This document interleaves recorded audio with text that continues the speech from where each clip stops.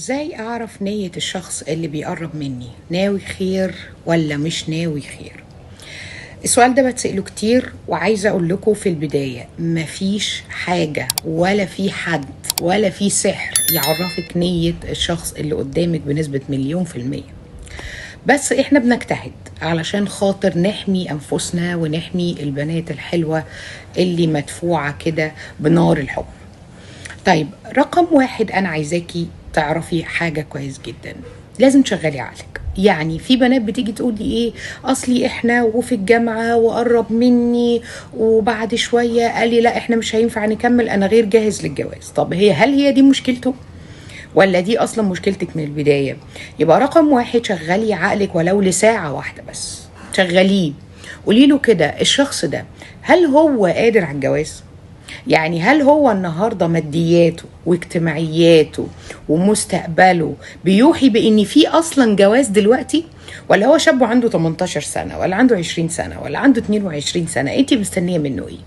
مستنيه منه جواز؟ مش هتكوني مستنيه منه جواز قوي الا لو انت ماحيه تماما مخك. ففي المرحله العمريه بتاعت الجامعه واول الجامعه واخر الجامعه احنا بنكون هنا يعني الدافع ان البنت تخش العلاقه هي رغبتها في الحب، مش ان هي خلاص شايفه ان هما الاتنين هيركبوا مع بعض بقى الحصان الابيض ويتجوزوا.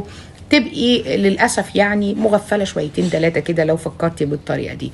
بتحصل، طبعا بتحصل. ما هو ده اللي انا بخليه يجي في بالك في الاول.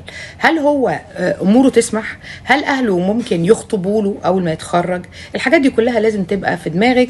لو لقيتي ان الموضوع انت عارفه كويس قوي انه احتماليه كبيره جدا ان هو يفشل، يبقى على الاقل تخشي العلاقه دي من غير تجاوزات. تخشي عايزه تحبي يا ستي وخلاص، ما قدرتيش تقاومي وجايه تقولي خلاص يا ريت اللي جرى مكان، يبقى على الاقل تقللي جدا حجم التجاوزات في العلاقه وحجم العمق في العلاقه اللي انت داخله عليها. وده طبعا المفروض يبقى في اي علاقه، ولكن في العلاقه دي تحديدا لازم تاخدي بالك كويس قوي وتحطي قدام عينيكي ان العلاقه احتمال 90% ما تكملش. يبقى دي اول حاجه. طيب، نتعدى بقى موضوع السن وموضوع انه جاهز ولا مش جاهز. تعالوا نخش بقى في حد بيتعرف عليا. طيب، ايا كان الشخص ده، مادام هو ما جاش وخبط على الباب وبنت خالة بنت عمة ماما جابتهولي البيت، يبقى في احتمالية كبيرة جدا اني انا اكون آداة علشان خاطر امتع الشخص الاخر. يبقى لازم في البداية بعد اذنك تحطي الاحتمال ده اولا. هو احتمال ايه؟ هو احتمال ان الشخص ده عايزني في حياته كأنثى. عايزني كزوجة ده موضوع تاني خالص. عايزني في حياته كأنثى، اكيد اي راجل في الدنيا عايزك في حياته كأنثى وهيبها بيكي ويبقى مبسوط بيكي وكل حاجة. لكن مين فيهم اللي عايز يتجوز ومين فيهم اللي مش عايز يتجوز؟ رقم واحد، اللي مش عايز يتجوز هيبقى متصربع جدا علشان خاطر تخرجي معاه وتقعدي معاه في مكان لوحدك وتطلعي معاه في العربية مش عارف فين وتسافروا مش عارف منطقة ايه، تقضوا يومين 3 مع بعض. ده اللي مش عايز يكمل. اللي عايز يكمل هيبقى ماشي في الموضوع واحدة واحدة ومش هيبقى عايز يعلقك. دي نقطة مهمة جدا جدا.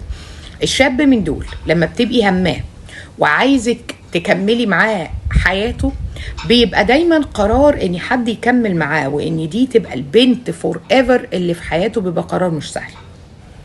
ولذلك هتلاقيه لا يفصح عن حبه بسهولة ولا يعد بسهولة. هتلاقي الوعد عنده بعافية شويتين. وممكن لو انت بدأتي تحسسيه قد ايه انت اتعلقتي بيه وقد ايه انت ارتبطتي بيه يخاف ويمشي. ليه؟ لانه هو مش عارف هو ممكن يجرحك ولا لا.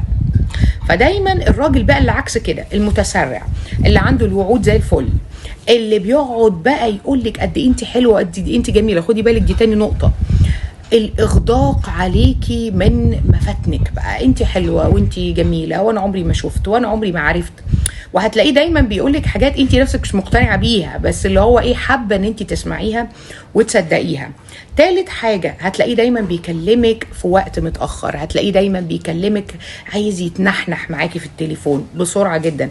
هتلاقيه دايما بيكلمك بيحاول يقولك مين البنات اللي كانوا في حياته عشان خاطر يثير غيرتك وعشان خاطر يثير انوثتك وتحاولي ان انت تجذبيه.